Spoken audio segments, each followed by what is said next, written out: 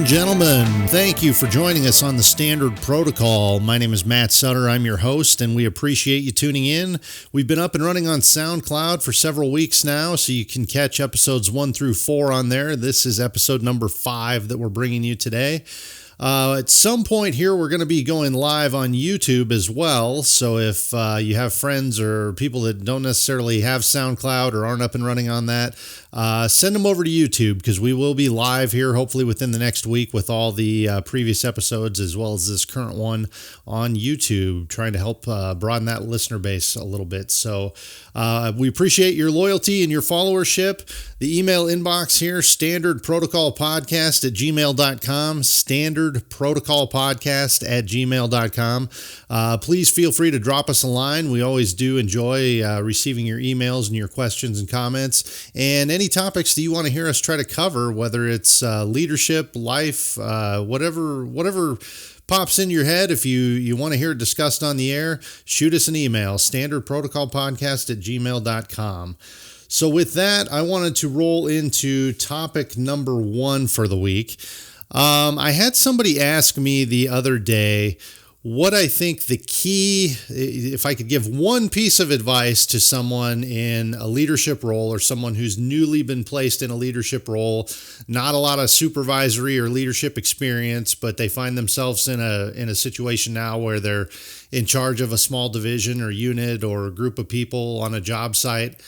And what is the one thing that they can do to, set themselves apart from everybody else? And the first thing that popped into my head was the old statement that I always use: be present, be accessible. If you're present and you're accessible to your people, you're going to have no problem building a followership with them. But if you're the type that you're not always open to having discussions, you're not always present. If you are present, it's in a negative connotation, meaning you're coming in to correct them for something or give them bad news on a certain project or assignment they're working on. If the only time they ever hear or see from you is in a negative connotation, they're going to have a hard time, following you into battle every day. And when I say into battle, I just mean the daily battles that we all fight out there in the field. So if you are in that leadership role, by being present, being accessible, you've heard me talk before about building these relationships where you know your people, you know what's going on in their lives, you know what's going on in their work lives. If there's areas that their confidence or their abilities are lagging a little bit, that's your job to hone in on those, and that's your job to help them get to a point where they're comfortable every day. Because people that are comfortable in the workplace are productive in the workplace. There's no two ways around that. They have to be comfortable in order to be productive, and if they're productive, generally they feel comfortable. So it cuts both ways, and like I say, being present and being accessible to them and knowing that they can come to you with the problems, they can come to you with, decisions that they made on the fly that worked well. Even if the decision didn't work well, they're comfortable discussing that with you. Establishing that comfort level by being present, being accessible, that is the biggest thing that I could ask of you as a leader. And anytime that I am, training new first line supervisors or getting people prepared for these leadership roles, that is the first thing I tell them, that your cell phone better be glued to you and you better be willing to answer it anytime any of your people call and have a question, comment, or need help navigating a situation they haven't been confronted with before. And if you're that type of person where you lead, you're accessible to them, you'll answer the phone at any time of day or night and walk them through a problem, you are going to have no problem building a followership with your peers and your subordinates, because they know that you're the type that's there for them. So just being that accessible leader, we see it so many times, unfortunately, in today's workforce, where leadership figures are, they're in the office 9 to 5 and then they're unaccessible after that. And especially if you have a 24/7 operation, or you have, shifts 1 through 3 where people are working around the clock, those leaders have got to be accessible around the clock as well, because you have people out there that are depending upon you. So whatever role you're in, whatever time of day you're working, just be accessible to your people and be present. Don't just be present when there's a problem. Be present for them all the time. That is the number one piece of advice I can give you for supervising in the workforce today. Okay, so another question that came up here recently is how do I feel about aging in the workplace? What are my thoughts on aging? Just people getting older in the workplace. You gain experience, but a lot of times as you get older, you lose some of that motivation or some of that passion for things. But you have a lot of experience that can't be replaced. And I've pondered this one in great depth here in the last few weeks, and I guess where I stand on this is I have never looked at aging as a burden. I've always looked at it as a privilege, because as we all know, life is life, and none of us can really control some of the things that happen to us. And if your life is cut short, or whether it's by injury or death or whatever the case may be, you have no control over that. So in that sense, I've always looked at aging as a privilege. But how it applies to the workplace, what I would tell you is, I believe that there's a sweet spot in everyone's career where you're young enough that you have the drive and the passion and the hunger to go out and hit it hard every day, but you're also old enough that you've got some experience under your belt and you've got the ability to go out and do it right every day. And that combination of the youth and the hunger and the drivenness has to be, once it's coupled with that experience, those types of people are unstoppable. They're very good at what they do. These are the people that are the leaders in most of our organizations. And so I believe that there's also a responsibility that comes with aging, I think, because when you have that experience, when you've been around the block a time or two, you have a responsibility, and it's kind of an unwritten responsibility, but you have the responsibility to pass that on to some of the younger folks that are hungry and driven and still, in it to win it. Every day. And so I think, the best units and the best teams that I've ever been a part of have that well-roundedness. And I think, you look at it from a sports perspective. I mean, look at Tom Brady. Look at a guy that can go out and do that in his 40s. He's obviously got the experience and knows what he's doing on the field, but we all know that he's not 25 years old anymore. And in some cases that doesn't matter. But I bet if you were to ask him, he's had to tailor his game to his age anymore because he's not 25 anymore. He has to be a lot more calculated and, with the risks that he takes with his body at this point in his career. So, aging is not a problem. You can still be productive at a very high age in most workforces, unless you're in the sporting world or something where it's very physically demanding. But you have to, if you're one of those experienced people, you have to be able to pass along that knowledge to the younger folks so that they can, when they get to that sweet spot in their career where they've done a lot, they've got the experience, they've still got the hunger, you want them to be successful too, because especially if you're the type that's having to take those more calculated risks with your body and with your mind, you want those young people beneath you to help pick up the slack, or, I said beneath you, but what I really mean is right next to you. You want those younger peers to help pick up some of the slack and to carry the team forward. And again, some of the best units I've ever been a part of have that well-roundedness to them.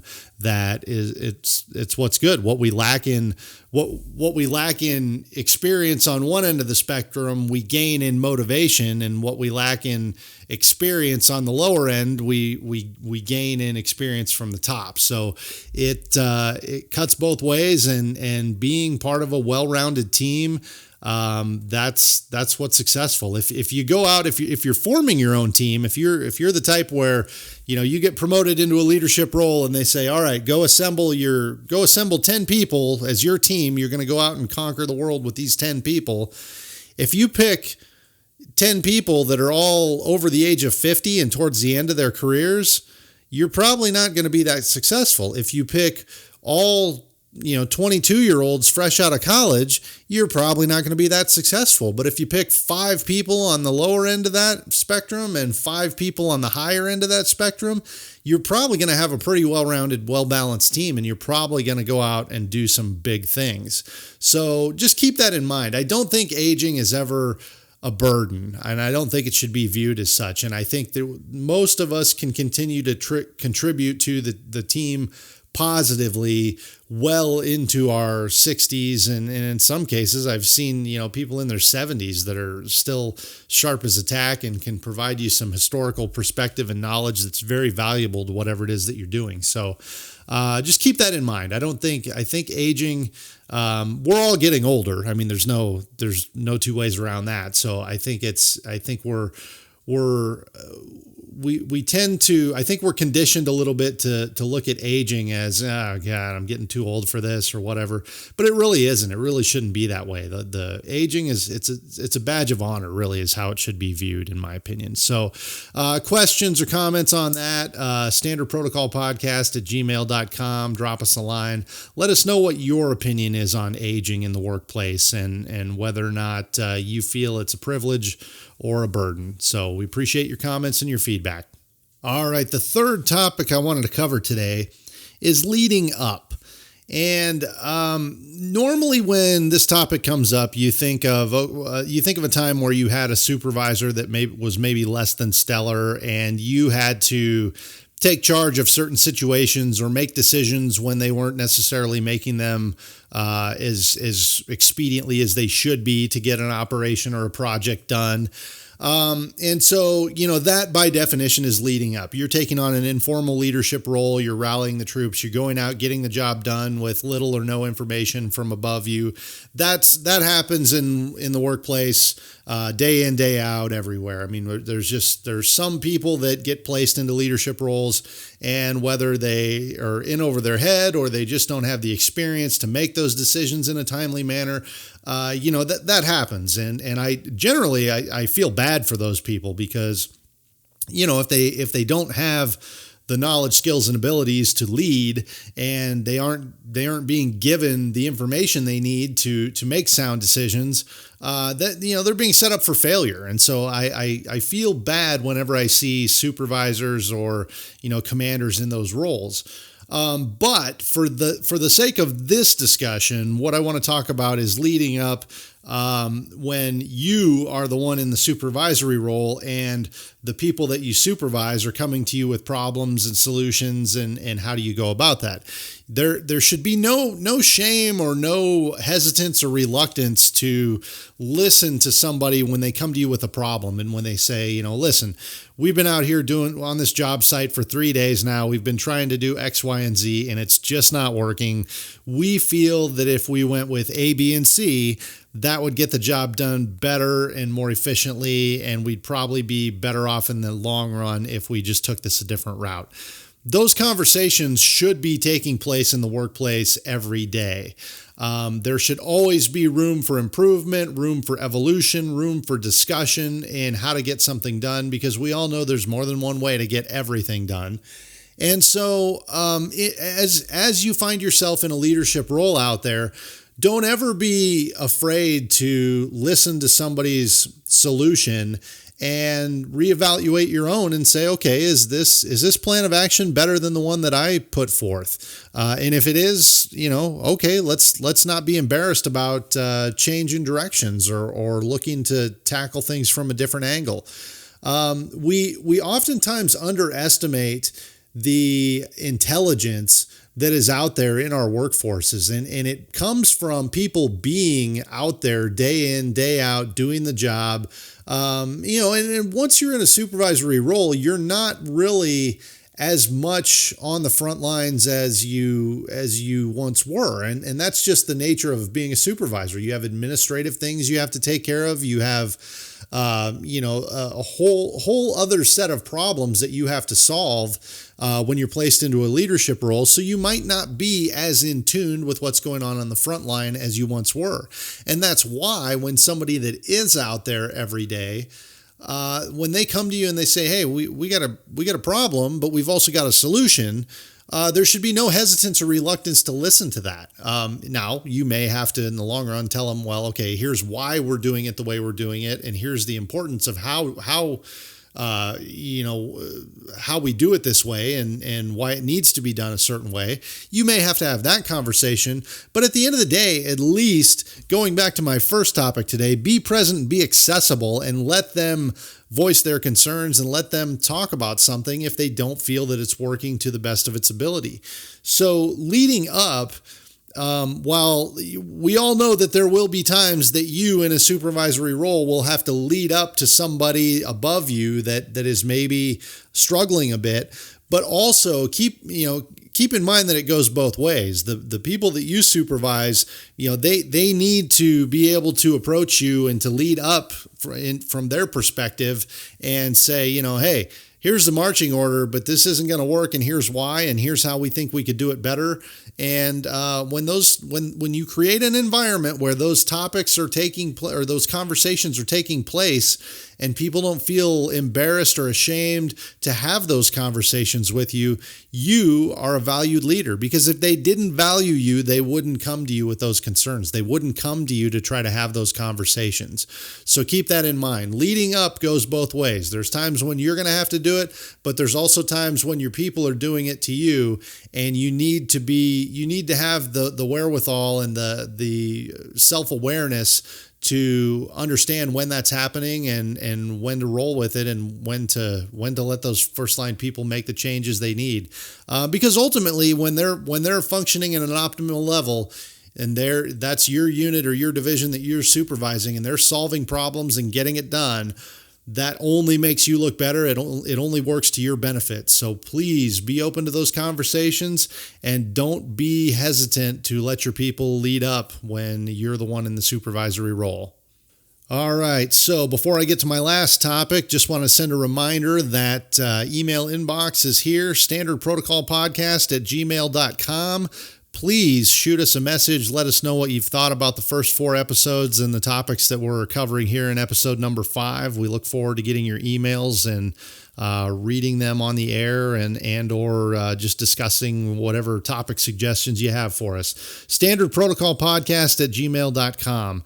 The last thing that I wanted to touch on, maybe it'll be the last, maybe not here. I may throw in one more after this, but the next thing that I wanted to discuss is resumes, because this came to me in a question as well. What's the deal with resumes these days? There's a lot of feedback out there. There's a lot of, you can go on YouTube and watch videos of how to create resumes. They've all got a lot of different styles and pointers that they'll throw out there for you. I just saw something the other day where they say your resume should be no more than 2 pages now. 2 pages is the maximum length that your resume should be. And I will tell you, if you hand me a 2-page resume, if you've been doing something for any number of years, if you're right out of college and you hand me a 2-page resume, okay, I can roll with that. But if you've been in a certain line of work for 20 years and you hand me a 2-page resume, either you haven't done anything or you're not willing to tell me what you've done. There is no way that you can, I myself, I've spent 18 years in law enforcement now. And before that, I spent 4 years in the corporate world. So I've had a 22-year career now. There is absolutely no way that I can adequately describe to you what I've done in 2 pages. It's just absolutely not possible. My resume is about 4 pages. It's about twice the length of what everyone says the standard should be now. So I don't know where that comes from. I don't know where the 2-page rule comes from. But one of the things that I'm noticing in the market, the job market, is your resumes have to be formulated a very specific way and formatted a very specific way. Otherwise, the automated systems that they use to parse information from your resumes isn't getting picked up, and therefore people aren't seeing your resumes that need to see them. I think very few companies anymore actually physically by hand look at resumes. I think a lot of them, they're going off of software that just scans the resume, looks for certain buzzwords or certain keywords, and then it recommends, how many points you got based off of those buzzwords, and the ones that score higher are the ones that get looked at. And while that's a great time saver for a lot of people in the corporate world, I'm sure, you're also missing out on a lot of those diamond in the rough employees because they don't have something formatted or they don't use the buzzwords or whatever. Maybe they're keywords that you're using that aren't necessarily the keywords that they're looking for. For example, time management. I use the phrase time management in my resume quite a bit. Well, maybe somebody's looking, instead of time management, maybe they're looking at asset management or resource management, and meaning your resource or your asset is the company time. So by me saying time management, I'm talking about the same thing they are, but they have it worded differently, so my resume is not getting picked up. So there's a lot of stuff like that goes on, and I'm not a subject matter expert in resumes whatsoever, but I do know that there is a fine art to having them filled out. So if the format and the content is not what the automated systems are looking for, you might struggle to get some callbacks. And if you've been applying a lot of places and you're not getting any callbacks, or you're getting a lot of rejection letters, that might be why. You may need to look at your formatting, your indentations, all of that stuff on your resume, and see if it's what those automated systems are picking up. So there's a lot of people in recruiting positions and in roles today with corporations. I've seen it in government. The recruiters they're not taking the time to physically meet these people and scan through each resume by hand. And I get that that's a very time consuming process and it's very difficult. But I assure you, if we're using an all automated system to pick the best resumes, we're not getting the best candidates for those jobs. I guarantee you that. So make sure your resume is polished up. Always have a cover letter as well. That's one thing that I'm noticing is becoming standard on most hiring processes. They want not only a solid resume, they want a solid cover letter too. And a lot of places are asking for a work sample now as well. Fortunately, I have a good work sample that I'm able to attach to everything that I send in, and I think that helps. But yeah, you've got to do a lot of research on that system because it's not what it used to be. I would say in the last 5 years, the whole resume game has really changed. I'm not a fan of the 2-page resume rule. I think that if you've been doing something for any number of years, you've got to have more articulation than just a couple pages worth. But there are certain positions where, if they don't need a lot out of you and it's an entry level position, maybe 2 pages is adequate. So do your research on that. Obviously, it depends on the kind of job you're applying for. If you're looking for that mid to senior level job, the rules might be a little bit different on that. So do your research. YouTube is a great resource. There are a lot of great resume builder videos out there. Also, LinkedIn has a resume builder tool. The usajobs.gov website, actually, if you plug in all your information, it will format you a pretty decent looking resume. So you just have to set up an account there and go in and plug in all your work information. And then once you print it out or whatever, it actually formats it fairly well. So there's a lot of tools out there. Just do your research. But yes, resumes are key these days. I don't have all the answers, but just do your research and do the research specifically to the job that you're applying to. That if you're applying for those entry level jobs, the rules are probably a little bit different than if you're looking at that senior level position. So just be open to criticism, open to suggestions on those, and don't be afraid to articulate your experience well. All right, so I did lie. I do have one more topic to cover. This one's just covering a question we got via email. What is the process for the podcast here? How do we do this? Is there a lot of post-production, editing, anything like that? And the answer to that is no. This is a very rough cut. This is a 20, 25-minute riff that I do. I literally have 4 or 5 talking points here on my notepad, and I just get on the mic and we talk. And I stutter, I stumble on my words sometimes. It is what it is. These are raw, rough cuts. Not a lot of post-production editing. We just mesh everything together, play the intro and outro music, and that really is all there is to this. So if you're new in the podcast arena and you're trying to set up your own thing, they don't have to be these massive, elaborate, well-edited pieces. Just get on the mic, throw your opinions, your thoughts out there, and people, if what you're saying has some substance, people will click on it. They will follow it. So good luck out there. And with that, we're going to close out episode number 5. We appreciate you reaching out to us on the email inbox, standardprotocolpodcast@gmail.com, and we will close things out for the week here. So take care, be safe, have a good one.